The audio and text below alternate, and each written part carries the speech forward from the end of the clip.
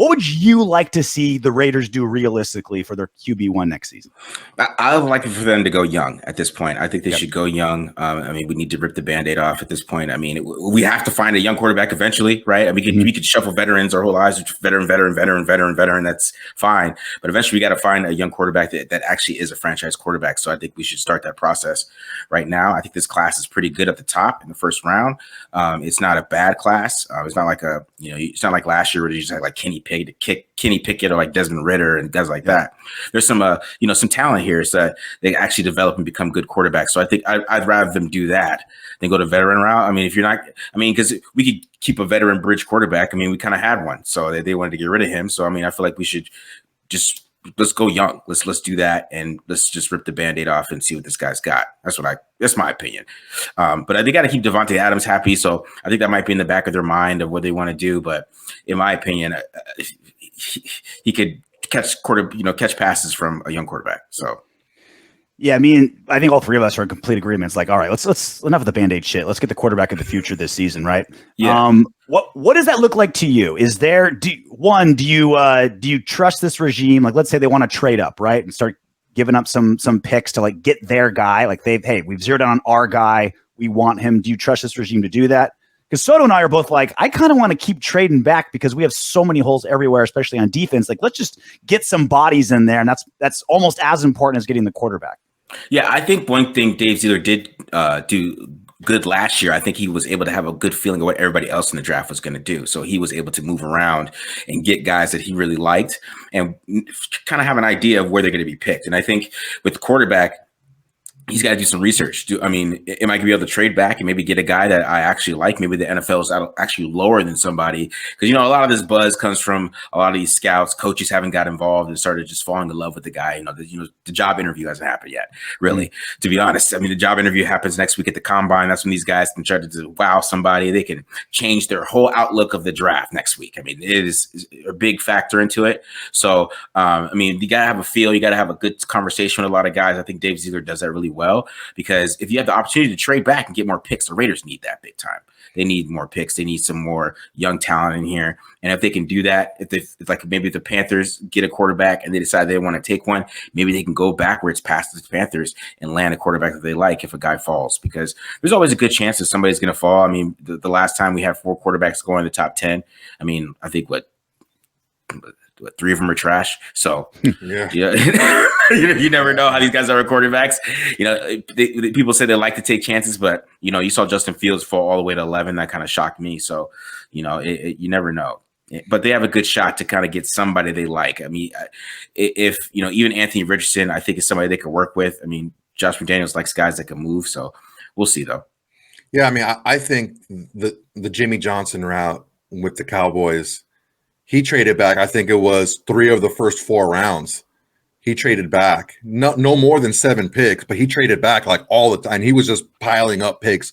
And those 4 or 5 rounds, 4, 5, 6, man, that builds up. That's a build your roster right there. And if you have holes of places, and what I'm looking for at quarterback, and let me know what you think about this, is I want something elite about this guy. Yeah. I think we've had good enough for too long. And look, I will say this now. Thank you to Derek Carr for what he's done for this team. He put it out there on the line every single freaking week. He was out there almost every single week. It's just that he's not elite at anything. I'm tired of intangibles. I want some I'm clipping the first 2 sentences you said about Carr and cutting out the rest. Perfect. I want some tangibles, man. I want some tangibles. I want elite arm. I want elite speed. I want elite accuracy. I want something elite, because look, to brag about somebody's. Sorry to cut you off. So are you asking for at least like elite trait, and maybe we can work? Because obviously everyone wants someone who's a 10 out of 10 on everything. Of course. But are you saying you're willing to have a guy who's 10 out of 10 on 2 things, but maybe he could be a 6 on a lot of other things? Is that what you're saying? Yes, because you can work with that. You can work with that, right? And the issue that I have with the intangibles thing is like you're pushing up like, oh, he's such a great leader and he's great in the locker room, like the other quarterbacks aren't. You know what I'm saying? It's like, I want some tangibles. I want that guy to be able to whip. Dude, I watched tape on CJ Stroud, and his accuracy, especially even on the move, is fucking scary, man. Like he's He's like, what do they say now? The new one is fit it into a teacup. Like, he can do that shit. And yeah, he had great receivers, but he still had to put them on these guys. And he's not afraid to overthrow balls. He's not afraid to let his arm loose. He can put it anywhere. And that's just, one example. But I want elite something. And I think that if you have an elite something, like look at Justin Fields. He is an elite runner. Like, this dude is huge. He's fast. He's not easily brought down. But if you have that, you can work on some of the other things passing wise, because you have that strength and you have that way to attack a defense. Yeah, and I agree with that. I think finding an elite prospect is important, and you also have to decide what is elite with them too. Like one of the things why I really like Anthony Richardson, because he has elite pocket presence, which is rare, right? I mean, that's not taught. That's instinct. That means that he has great football instincts inside of the pocket. When you have elite pocket presence, that means he feels things that people don't feel. He's able to move in there, and that's one of the things why I really believe in him, because no matter what, I can't teach you pocket presence, right? I mean, we all watch Derek Carr. I mean, it could get to a certain point where it gets better, right? But it's never going to be like awesome. It's never if it comes out and you're bad. And Anthony Richardson doesn't have that problem. That's going to be something he can do day one. Right. He's gonna be able to move around the pocket, move around really well. Like the accuracy, you can fix his mechanics, you can fix some other things, but his field vision and his pocket presence is really, really well up there. And same thing with like CJ Stroud. I kind of disagree with you with CJ Stroud. I don't think CJ Stroud does anything elite. I think everything he does is just really good to very good, right? Yeah. And so like he kind of has that ceiling. Like, what is your ceiling? Like, how high are you going to be? Like, I really think he's like a Dak Prescott type of player in the NFL, which, I mean, Dak Prescott, he's going to get you, you don't know, you don't know if it's really the team or Dak Prescott or whatever, but Dak Prescott doesn't have that huge arm. You know what I'm saying? Dak Prescott gets very good at everything, right? And that's kind of why I feel CJ Stroud's going to be a little bit. But like an Anthony Richardson, I mean, you can talk about Will Levis too, has a big arm, but his pocket presence kind of scares me. But yeah, he gets a little jumpy, dude, and he runs fast. Yeah. One thing Anthony Richardson is, he can get a lot of pressure in the pocket, and the way he can flick the ball, it's like he's always looking downfield. It's like the more pressure he gets, the deeper he looks. And in all fairness to Will Levis, like, he was playing in the SEC. Like, it's kind of hard not to be running for your life when you're in Kentucky. And I kind of get it. You know what I mean? I'm saying you guys are wrong, but I can kind of get it. It's funny you brought up CJ Stroud like that, because I watched your guys' last video on your last mock draft, and you guys drafted Stroud. Yeah. So like, if he fell to the Raiders, you're like, that's where you would go.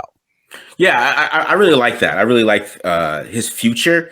It's just, back to Soto's point, it's just how like, what is his ceiling, right? But I know he's going to be good. I know that. I know that's not going to be something that is going to be bother me. It's just like, how high is he going to be? Like, I know he has a top 10 quarterback ability. Is he ever to be top 5 quarterback is kind of the question, but I know that's going to come in and play right away. And I know they're going to go safe if they had a choice. If they had a choice right now, because they want to save their jobs. I mean, they had a 6-11 season. You even heard Dave Zielger talk about, you don't know if you're going to be here next year. They're going to try to be safe as possible. And I don't, they can try to say whatever they want about, we don't know if our quarterback's going to be here in the future, whatever. I mean, you better find them quick, because, Mark Davis is very irritable. He's an irritable guy. There's and he listens to a lot of voices. He's got a lot of voices in his ear, man. He's got a lot of voices. And it's a quick decision. It's not even like it's impulsive. So they have to decide, what they want to do going forward. And I think a good young quarterback who probably can get this team to 6 wins again or 7 wins again, and maybe show some highlights of some future, would keep them around for another season. So I think they have to make the right decision there. But I think CJ Stroud is a good player, because he has an understanding of NFL concepts. You just got to speed up his process a little bit. That might take a little bit of time, but that's what I'm talking about. As the year goes along and he plays, I think he'll get better. It's just, is he going to be the best of these quarterbacks for years from now? And that's what I don't know. But I really feel like they're going to go safe, though, in that area. You got to imagine McDaniels and Zielger are hoping that Mark Davis is happy since he's banging that Cirque du Soleil performer. It's like, okay, he's calmed down a lot. Like, we're going to have this Cirque du Soleil performer keep Mark Davis's finger off the ejection seat, because he's curled up with a girl that can, like, put both her legs behind her back. You know what I mean? Like, yeah. That's called job security. Like, something like that with your boss. Yeah. I mean, talking about CJ Stroud, like one thing that I noticed is he second windows a lot of throws. Mm-hmm. Where it's like maybe the initial window is open, but he like you said, he doesn't process the information that quickly, and because he has such elite receivers that can get open more than once, they're so fast and big. He had a lot of throws like towards the sidelines when stuff over the middle was open. I mean, that's common with a lot of young quarterbacks too, though. Yeah, it can be. It can be. I mean, yeah, his field vision is a little bit. I would say sometimes it can be conservative a little bit. That's what I'm saying. He's more on a little bit, but that's it's also the Ohio State offense. It's kind of just the way that it's run. Yeah. That's why you saw Justin Fields. I mean, he looked like a totally different quarterback as a rookie than he did the second year. It took him a while to kind of the speed of the NFL for him to get used to it and throw the ball a lot better. I mean, they found a way to give him confidence by running the football, but he was able to throw the ball a lot better this year too. Because his rookie year, he was terrible. And, I didn't think he was able to even be as good as he was last year. So that kind of just shows how the Ohio State offense kind of puts these guys behind a little bit. Mm-hmm. But, I think CJ's going to be a little more advanced than, Haskins or Fields when they're coming out. But it does set him up. It's just not a lot of middle of the field reads either, but it's also sets him up to be late, which I don't like. There's not a lot of just hitting windows and stuff like that too. Yeah, man. It's that maybe that's where I saw maybe like I was maybe overrating his accuracy a little bit more. Yeah, but maybe it's just because his guys were so wide open. He's got 7 seconds in the pocket. Give him that time to be, you know what I'm saying? But man, I echo like what you say about Anthony Richardson, man. I've been on him from the beginning. I'm like, dude, I look at tape and I'm like, man, this guy's got a lot of stuff that you want to see, and it's like he can fall into hey, fucking Anthony or Alex Bars screws up and I make the tackle miss. Guess what? I have a big friggin' hole right here. Why not? I'd get 20 yards like that. Slide down and hey, guess what? First down, let's go. Yeah, especially with Davante Adams, man. That's why I would love Anthony Richardson and I would be ecstatic. But if the way they play coverages, right? I mean, you got to play too high coverages with Davante Adams. I mean, guys got to turn around. The guys have their back turned. You have to be able to start running, right? And that's what you're gonna have to. When you have that type of player like Davante, you need a guy that can move like that a little bit, that can kind of make them bring have them to in a pay little attention. bit, Make them have to pay attention. Maybe get in some more one-on-one. So I think that's why Anthony Richardson will do well. And Anthony Richardson has a good deep ball. We can talk about his accuracy for some reason. Like from 1 to 5 yards, he's terrible. I don't get it. Like it doesn't make any sense. Like he can't throw a screen pass, but he could nail a 15-yard dig. It's just weird. Like Sunshine. Remember the Titans? Throw a 40-yard dart, but can't pitch the ball. I can't make the pitch. I can't make the pitch, Rev. like from the 10 to 20 yards on PFF, he has a higher completion percentage than CJ Stroud does. But it's like 1 to 5. It's like it's terrible. I don't understand it. I don't get what's his issue that is there. But he has a great deep ball right now. So he will at least be able to get that and some running ability if they did draft him. Yeah, I love the reason that BD gave for CJ Stroud dropping to the Raiders, and it's because there's never been 2 black quarterbacks drafted in the top 10.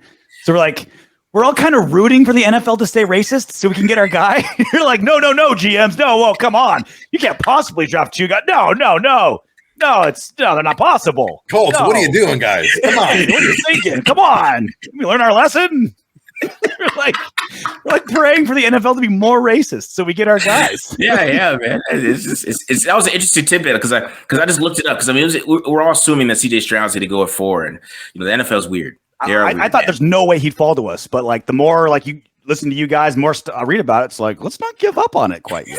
It could happen, man. Because if Will Levis goes 4, which is possible, because we're talking about intangibles. I mean, you're talking about the tangibles, man. That's what he does. He's the I want to marry you. Have my kids marry you and all that stuff. He's gonna go in there. I'm in the community, and he's gonna be that just he's just so special. There's something about him. There's something about him. I like that guy. I like him. That was a great interview. He oozes Gruden grinder, doesn't he? He kind of oozes Gruden grinder. Yeah. What did it say? Like he plays a quarterback like a linebacker? Yeah. That's my favorite. I don't want that. Oh, he plays like a linebacker. He's just tough. Yeah. That guy wants his knee blown out. Let's not do that. Nothing about his ability to play quarterback, though. It's nothing like that. And that's why you see guys like him, go to the Colts and stuff. So it would be interesting to see how that how this all falls apart, man. Because it's the draft, man. The draft is super early. You know, they're already talking stupid stuff about, stupid shit about Jalen Carter, bro. I can't believe that shit. So right. Yeah. I don't know. Maybe it's lying season, man. It's lying season. Everyone's lying on something. But like CJ Stroud would be a good. You can game plan with consistent, right? Mm-hmm. Like you can't game plan inconsistent. You know what I'm saying? So if let's say he's not super elite at any one thing, but he's consistently good to really good at things, you can build on that. You can win with that. Yeah, 100%. I agree, man. I would not be mad at CJ Stroud or Anthony Richardson if they drafted or picked one. I think Will Levis to scare me a little bit. I'm just be a little scared. Because you just have to have a great offensive line. I mean, he's so offensive line dependent. And I don't know how you get away with that if we don't have one. It might get really ugly, right? So that's his problem. You can ruin a guy like that, young kid like that. So those are the rookies. That's the draft. Is there a quarterback in free agency where you're like, okay, this guy's worth it for the price tag or potential trade? Like you got Aaron Rodgers going to cost everything and draft value, but he's Aaron fucking Rodgers. Jimmy Garoppolo knows the system, but is he going to stay healthy and how good is he? Jarret Stidham, Soto and I are both like, we want him on this team, but he's more like, okay, maybe he helps a rookie along / helps like quarterback battle. Maybe he starts early type of situation. Where are you at with like the free agents? So the free agents is going to be interesting because none of them are really, long-term guys. I mean, we don't want Jimmy Garoppolo long-term. Nobody wants that. Nobody wants, Jacoby Brissett long-term. Yeah. Like nobody really wants Jarret Stidham long-term, to be honest. So we're in a tough place with veteran quarterbacks. I mean, Aaron Rodgers is probably like the main option if you want to go veteran quarterback, but like, what do you have to give up to get Aaron Rodgers, right? And how long is it got to last? And everything sounds like he's going to stay with the Packers. I mean, one guy I hope they don't go is like Ryan Tannehill, who's going to get released. Oh God, that's a thing. That's a thing that's going to happen. Ryan Tannehill will get released. He has no dead cap. They really don't want him anymore there that much. So unless he kind of mess with his contract, he's getting cut. What if I could tell you, I beat you a quarterback who gets hurt every season, doesn't process the game well, and is over the hill, and it'll cost you $25 million. Does that sound like something to be interested in you? Because boy, do I have a quarterback for you. No, I do. No, because I always tell a story. I was on, I do some radio bits with Radio Nation Radio, and Vinny, I can't even never say his last name, but Vinny from Las Vegas Review Journal said that talk about something about giving Jimmy Garoppolo $60 million guaranteed. And I was like, where did you hear that? And I was almost passed out. $60 million or pesos? Canadian or $60 million in Bitcoin? All right, we can talk. I don't know about that. Vinny Bonsignori? Yeah. Yeah. Oh, I'm gonna have to hit Vinny up, dude. I don't know about that. Yeah. He's like, what about $60 million guaranteed? I was like, oh, bro, for Jimmy G. For 7 years? I mean, for 7 years. Like, did we get his firstborn too? Like, is that part of the deal? Like, I don't know, man. That's I don't know, man. I don't. Oh, Mark Davis gets his porn star girlfriend to go with the Cirque du Soleil girl. Like, is it a package deal? I literally almost passed out. I was passed out on the radio. I was on the phone. I was like, Hey, whoa, Marcus, did you get fooled by that tweet with his bald head? What? No. Did you Mark Davis? Someone photoshopped Mark Davis with a shaved head. Bald head. Oh no! And for about 30 seconds, it got. I was like. They got the liver spots and everything. I was like, ooh, is that real? That did get me. I saw that shit. That did get me. Because he had the spots on the ball part too. I'm like, oh shit, that's real. That shit is funny. Oh my God. I was like, oh, wow. It made me thinking, like, does Mark Davis have the most trademark hair in sports? I think so. He has to as an owner. He just doesn't look rich. I guess that's the thing with him. It's like Baby Huey. His aces thing is funny. Like the pregnant girl, he like cut some girl because she was pregnant. Bro, he's just pushing that line, dude. That's what I said. Zielger, you better not mess up, bro. He's impulsive. He might fire y'all week 8. It sounds like he has all these different scenarios in that white fanny pack of his, and he's like, "What am I going to do today? Boom, fire Zielger." He has a fishbowl with items in it. And he's just like, what are we going to do today? Oh, that's a terrible idea. I don't know why I did that. Maybe that's where Vinny got the $60 million number from Mark Davis. Mark Davis is playing just like at Mad Libs at home. It's like, I want a quarterback that is named Jimmy Garoppolo, and I will give him 60. million. I am scared. I'm scared to get aside Jimmy. I really am. I'm terrified because Josh McDaniels, he handpicked him, man, back in 2014 for the Patriots. That's like his guy. Yeah. That's like his, and then, he has the track record. He's 40-17. If they sign him, they're going to say that like 800 times the whole offseason. He's 40-17. So I could have got over 500 with that team, dude. That freaking 49er team was stacked. Yeah. Brock Purdy's like 8-0 on that team. Yeah. Brock Purdy's got a better record. If we're gonna play that game, come on. He knows what he's gonna do. So that's quarterback. Whoever we get is gonna have some fucking toys to play with. But how many of those toys do you think we're gonna keep? So as a combination, Marcus, of like what they're gonna cost and how they'll fit into systems, maybe certain quarterbacks will need a certain guy more. But with Davante Adams, Darren Waller, Hunter Renfro, Josh Jacobs, we almost have to have a rookie quarterback to be able to afford all these guys. How do you view those four guys versus like who do we absolutely have to keep? Who can we get a lot for that we can affect? Like we can deal with that. Who's are there guys that a rookie desperately is going to need? Maybe a veteran guy needs. Just kind of those four guys and how they relate to our quarterback situation. I mean, ideally, you would want to keep all of them. In my opinion, Sure. I think Josh, I think if, Josh Jacobs is probably kind of the one where, he is the bell cow, but, running backs are such a dime a dozen, man. There's, especially in this draft, man, I really feel like I could grab Gibbs or something or somebody like that. He can kind of get Josh Jacobs production. And so that's kind of like, that's the thought process you have with running backs, right? Like I can give him all this money, but I could probably maybe find his production somewhere else. So, he had a special year, so that's the guy that's going to be iffy. This franchise tag has already started. I mean, they haven't applied it yet. We're in that franchise tag period. It's not a quick period. We haven't really heard any news on the front of what they're going to do, if they're going to do it. We haven't really heard any rumors about it, so it's going to be interesting to see if he hits free agency. But the other guy to watch is Darren Waller, just because his snaps were getting taken away at the end of the year. And some people get mad at me when I say that, like, oh, they're getting taken away from Hunter Renfro, but I don't remember that. I mean, Foster Moreau was in that game, man. He was playing. I never see Foster Moreau play that much the past 3 years, but Darren Waller was healthy. So I think there might be something there too, where they might feel like they can, find a different tight end that kind of fits what they want to do. And, Darren Waller, he loves his doing his podcast and doing his Instagram stuff and, shooting music videos. And I don't know if they like that much either because, it's during season. And but that's kind of the guy that I'm watching too. Like I'm trying to see what happens with him. But, they need the draft picks too. So if they're going to move somebody, they need to get some draft picks, and him would get us at least a second and a third for sure. Yeah, I mean, they signed him last year to an extension, but it wasn't like an egregious extension. It was in line with what the other top tight ends made. So it wasn't like he broke the mold, or anything like that. So I can definitely see that. What do you think about Hunter, man? I don't know, $15 million for a slot receiver. See, it's interesting with Hunter Renfro because they changed his routes. I mean, he didn't run routes like he did last year. So I don't know how they feel about him. I mean, you come in and you start changing guys' routes. I don't like that. I don't like how they did that. I mean, you kind of neutered him a little bit and didn't let him just do his little funky stuff that he likes to do. But he scored 9 touchdowns the year before and had 100 catches doing that funky stuff. So maybe that funky stuff might work. Like maybe it's something to it.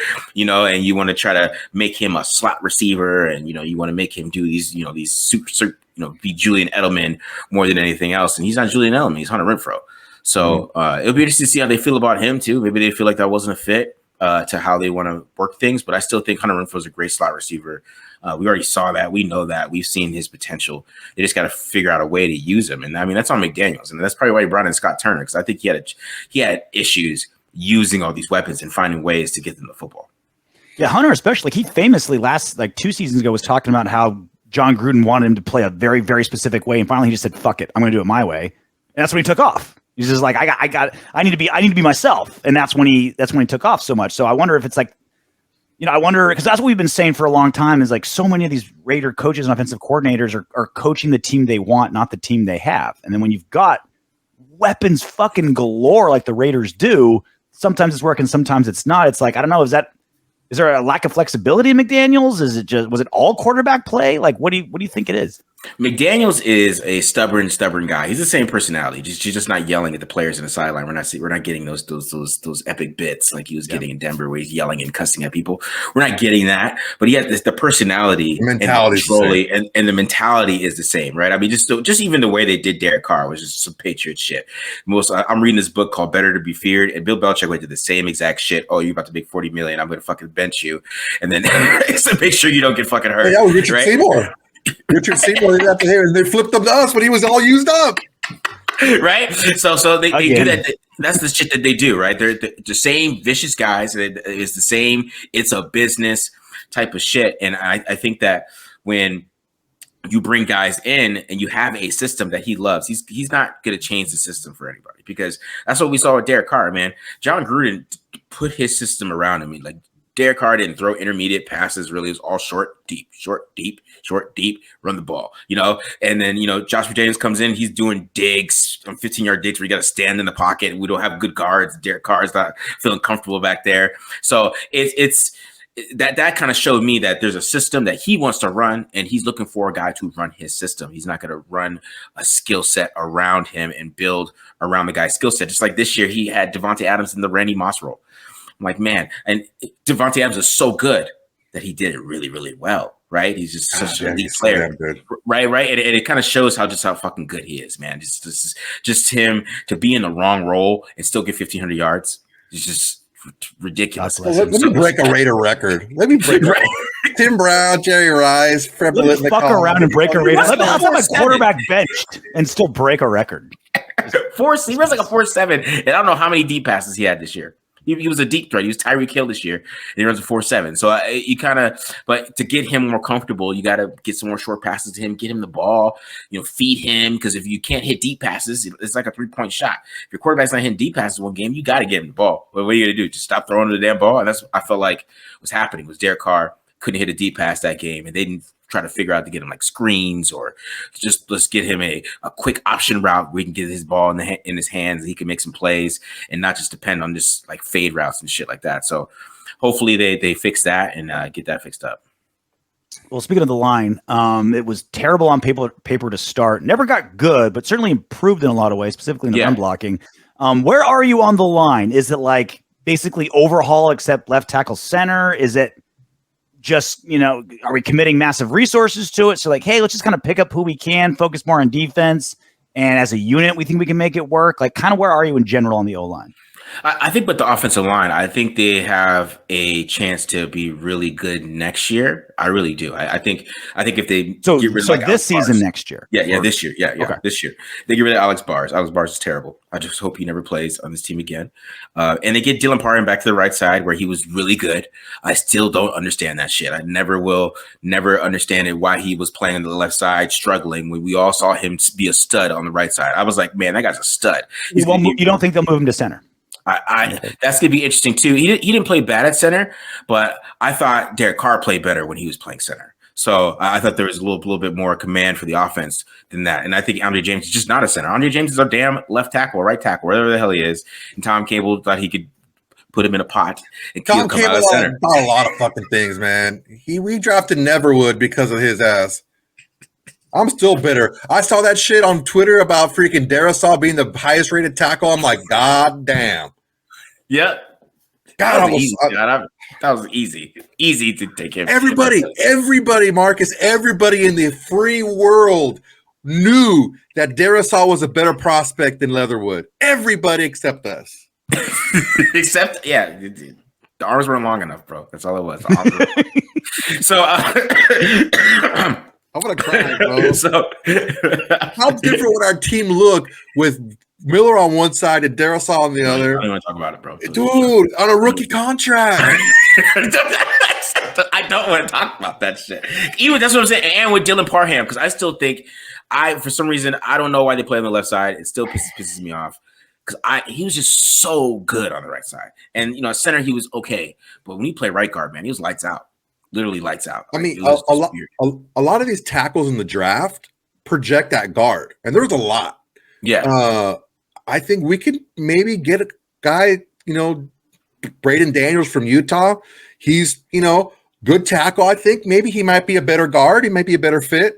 I think it's that the draft class is sneaky deep because a lot of the guards are guards and a lot of the tackles project at guard. Yeah, I think there's a lot of good right tackles too, in my opinion. That's what I really like about this draft. I think they can find a right tackle that can really come in and start day one. I think one I really like is Darnell Wright. I think you talked about him in the mock draft. Right? That dude is really, really good, and he would be a steal in the second round. I think that's somebody that he had a great game against Will Anderson, which that's kind of just put him on the map a little bit. Is that he was able to shut down Will Anderson, who's going to go top 5. So, and he shut down everybody that was out there. A lot of the Pittsburgh guys. He's great. He's great against the run. He had a great Senior Bowl. So, I mean, I think he might sneak into the first round. But BD was talking about on the show how his hands are a little small, so that might affect him. But McDaniels and Zielger with linemen, they don't care about that stuff. So they don't care about that shit at all. They just. Can you play? Are you consistent? Yeah, especially with line because Isaiah Wayne has short arms. They still play him at right tackle, all that shit. So I really like him. Wanya Morris from Oklahoma is a great right tackle too. Yeah. That's really a guy I really like. So there's some right tackles in this draft that just play right tackle, and even Peter Skoronski, who I know a lot of people get upset because he's supposed to be a guard and they take him at 7. He plays some right tackle too at Northwestern. So he's a little versatility guy. But if they get Paris Johnson, it's gonna be tough because Paris Johnson's never played right tackle. Right tackle. Yeah. And it's that big fucker up at Ohio State. That Trent Brown with the work ethic. 7 foot, freaking 400 pound dude. That guy is so big. I was watching tape and I'm like, it looks like the big kid in junior high playing with his classmates, but it's like he's that freaking big. It's nuts. How big when he did the number 17 in Michigan, I don't know. I hope that guy's mom wasn't at the game. That's what I really. Dude, it was his parents. He just grabbed him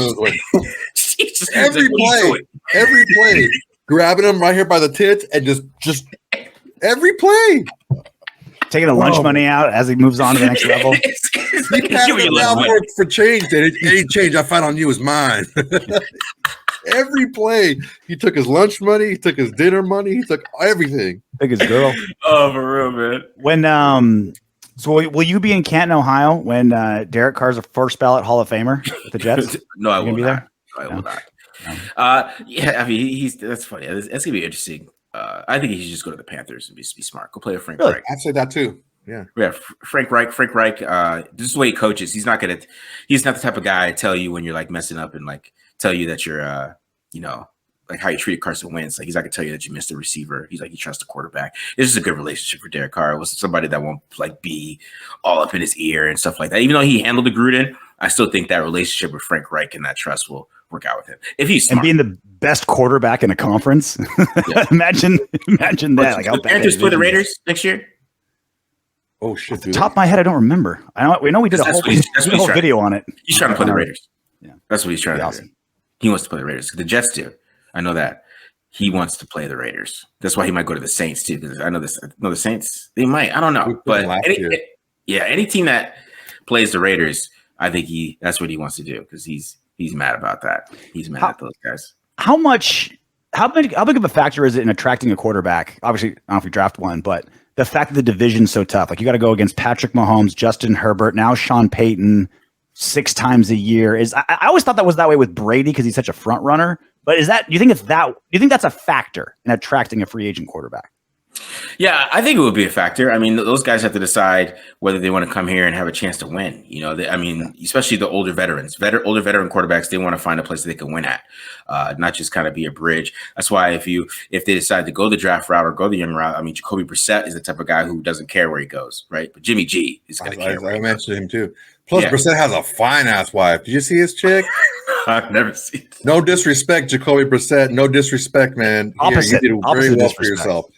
Dude, when we went from when our possibilities were like Stidham's wife, oh my god, whatever supermodel Tom Brady would have been banging at the time. Mm-hmm. Brissett. Then we looked at Brissett's chick. I was like, whew. I ain't see Brissett. I'm about to. We're trying to upgrade from Carr in that way. Things were looking up. Things were definitely looking up. Yeah, Carr's wife had the at least and she was $1 million shoes on. She was cute. I saw her at the game. Yeah, she's like the cute girl you meet at like Christian camp. You know what I mean? Just kind of like innocent looking and happy. Like, damn, Carr, you ain't giving all your money to Haiti. That's what I saw those shoes. Yeah, right? If you want one of the wives to bake you cookies, that's Carr's wife. Yeah. Crank out 4 kids, 3 boys, right? God, lucky guy. Yeah, man. Yeah. Well, the thing is, too, is I like Carolina for Carr because I think Frank Reich wanted him. He wanted him in Indy, right? Mm-hmm. Yeah. So I think part of that is he wants to go somewhere where he really feels like I'm not just wanted because I'm a free agent right now. Like I was wanted before I became a free agent, you know? He wants to feel that kind of like security like he had with Gruden, like, oh, I'm Gruden's guy. Gruden's going to go to bat for me. And as long as he's here, I'm going to be here type of thing. I think maybe he wants that extra, a little extra that he's going to get with Frank Reich, I think. Yeah. I think he's going to get that little extra love, and he's going to want to go somewhere where there's a good quarterback coach. That's why I said going to the Jets. I mean, the Jets probably did try to sell him a dream, but I mean, that's still a defensive situation. And, Nathaniel Hackett and Todd Downing, I don't know if he's really going to be excited about that. In my opinion, I think that they're going to have to give him some money. I think he'd be more excited about going somewhere where he's more comfortable, like a West Coast offense with a good play caller, What do you think about money? Did you mention money? The reports that they're not too keen on giving him $40 million, like that's going to take a little bit less in both Saints and in New York. I thought it was kind of crazy the Raiders would give him $40 million in the first place. So I mean, I don't think he was even. I thought he'd be in like the Ryan Tannehill range for quarterback pay. But the way that contract's set up, I mean, I guess they really didn't think they should give him $40 million either. So I would expect him to even sniff around there again. He's probably gonna be like 35, maybe. Because I mean, let's keep it real. I mean, he didn't have the greatest reputation before Gruden got there, right? Gruden kind of built up that reputation for him to even get back to the point where he even had going into 2022, and then it kind of just went all the way, down. So he should have a kind of an idea of his value. I mean, his value is hurt no matter how he slices it. He can't it was all Josh McDaniels. I mean, you can't say that. So no matter how you slice it, his value is cut a little bit. So he's got to take some less money. One thing that I was really confused about, everyone wants to talk about how everything went down towards the end of the season and how, I can't stand David Carr. I think he's annoying as hell. Anyway, that's a different issue. You hate him because he has perfect hair, salon quality hair. Bro, listen, I'm bald, I'm shaved bald, and I'm beautiful. I'm projecting on you. I'm jealous of him. Are you jealous of his hair? Oh, dude, how can you not be? That mop. In the NFL, how is something supposed to end? Either you retire or they tell you they're moving on. I don't get how that came as such a surprise to him, how it happened. Yeah. I probably just not letting him finish the season. I bet that probably kind of caught him off guard. You would think that just from even just getting a trade, that's what I kind of felt about it. I felt they kind of, should have, buttered him up a little bit. I mean, when you're selling something, when I'm selling a car, I don't talk about all the shit that's wrong with it.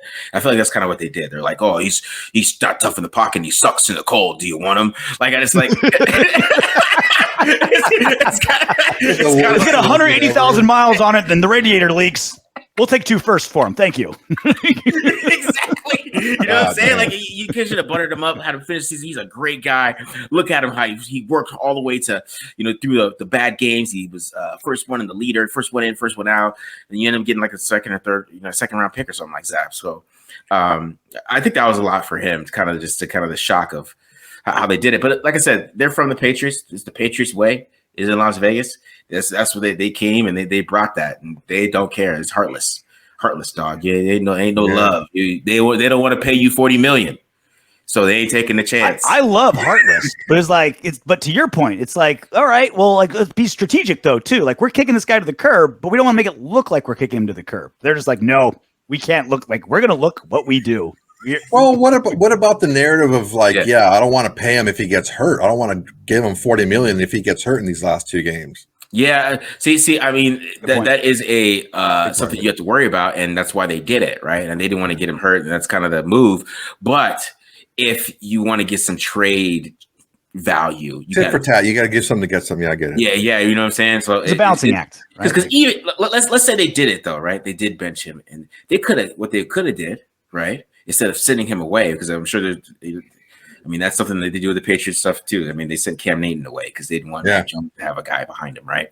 And they wanted Jarret Stidham to have the team or whatever, be the leader or whatever. But let's just say they just keep Derek Carr there. They don't let him go. I mean, it might have been a problem, but I doubt Derek Carr would have been pouting and the TV's on it. You know what I'm saying? He's not going to be trying to be pouting. Camera's on. He's going to be Mr. Freaking Perfect, bro.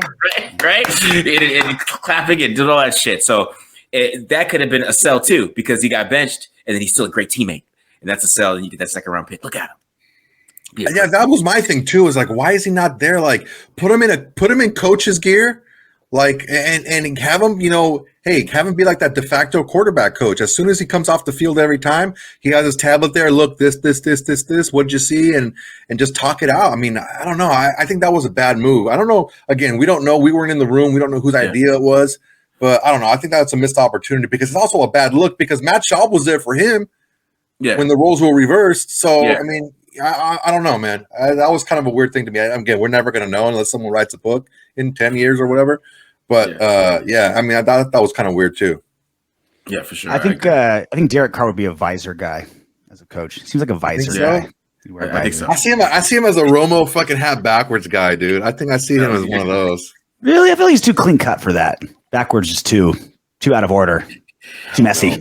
I agree. I think the visor. I think he's a visor guy. He's a visor coach. Any more Soto? We've got the brilliant Marcus Johnson here. Dude, Kept him 40 minutes already. Right? No, man. I think we talked about a lot of good stuff, man. Really good shit. The most impressive thing Marcus Johnson did was calm us down. Like he came into this interview like after dad hits mom at the dinner table, and we're all just kind of like awkwardly like he came in there, calmed us down, got us back on track. Never mind just the tape watching, just being able to calm us the fuck out. Hey, I'm here to help, man. I'm here to help. That's what we do. Yeah. Hey, so how much do we owe you for this session? He's like, well, time's about up. We'll see you when. I'll send you a copy of my insurance card. Maybe you can. Right. Don't forget to get a copy of my book. We'll have the secretary bill you. No problem. Yeah, man. The Raiders fans need some therapy sessions sometimes. I get it. That's what my brother calls the instant reactions. He's been calling our instant reactions all year therapy sessions. So we have a group therapy. Yeah. That's why we try to keep this show as fun as possible because Lord knows there's enough to get pissed off about. It's like, all right, let's just try to have fun. Like, we're gonna be at each other's throats eventually, but yeah, exactly. Try to force the fun in as long as we can. 100%. That's what I try to do too. I get it. His name is Marcus Johnson. Absolute must follow on Twitter at the Mark with a C. John Strong H NFL. The Mark John NFL. One half of the Tape Don't Lie podcast. Silver and Black Pride. NFL contributor. All over the place. Always a pleasure, Marcus. Thanks for coming on. Thanks, guys. Appreciate you guys every time. Appreciate you guys. Congratulations for making it all the way to the end of our video. If you want Darren Waller to catch 20 touchdown passes next season and for Max Crosby to have 30 sacks, go ahead and subscribe and click the next video.